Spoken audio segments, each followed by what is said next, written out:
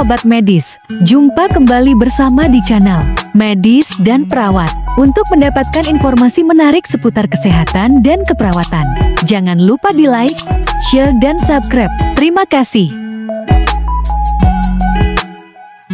Halo Sobat Medis, kali ini kami akan memberikan informasi mengenai pencegahan penyakit tipoid atau tipes. Demam tipoid banyak terjadi di negara-negara Asia, termasuk di Indonesia. Di Indonesia termasuk penyakit endemik, diperkirakan 500 dari tiap 100.000 penduduk terserang penyakit ini setiap tahunnya. Demam tipoid adalah penyakit infeksi akibat bakteri Salmonella typhi. Penyakit ini umumnya menular melalui makanan atau minuman yang tercemar feses atau urin penderita. Meski demam tipoid lebih sering menyerang anak-anak, tetapi tidak sedikit juga menyerang remaja dan pasien usia dewasa. Gejala penyakit ini muncul 7-14 hari setelah seseorang terinfeksi bakteri Salmonella typhi, dengan ditandai gejala berupa demam tinggi 39 sampai dengan 40 derajat, sakit kepala, lemas, terkadang ada diare. Hasil lab menunjukkan positif tinggi titer Widal. Penyakit tipoid juga dikenal sebagai demam tipoid, disebabkan oleh bakteri Salmonella typhi. Berikut adalah beberapa cara pencegahan penyakit tipoid. Pertama adalah vaksinasi tipoid. Vaksin tipoid adalah langkah pencegahan utama.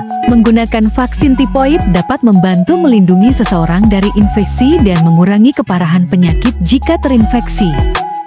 Ikatan Dokter Anak Indonesia merekomendasikan vaksin tipoid pada anak usia 2 tahun dan diulang setiap 3 tahun hingga anak berusia 18 tahun.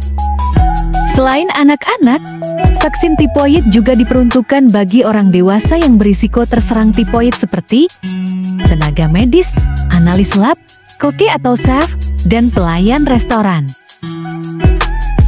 Kedua, menjaga kebersihan tangan. Mencuci tangan secara teratur dengan sabun dan air bersih mengalir, terutama setelah menggunakan toilet, sebelum makan, dan setelah bersentuhan dengan bahan-bahan yang dapat terkontaminasi.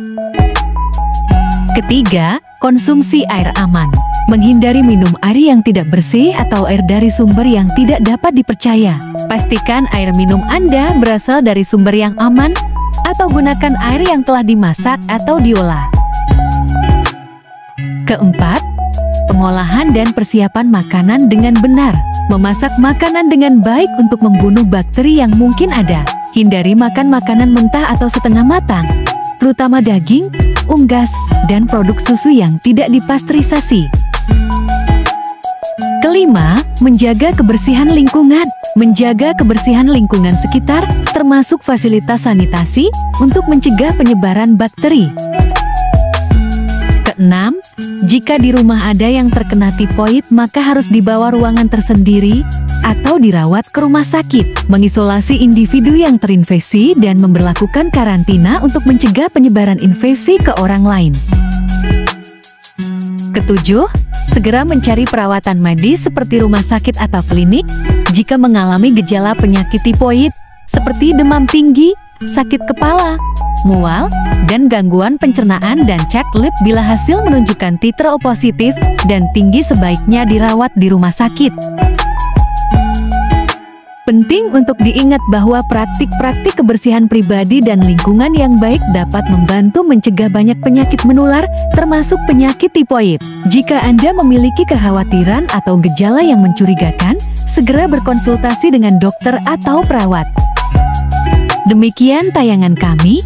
Semoga apa yang kami sampaikan bermanfaat bagi kita semua.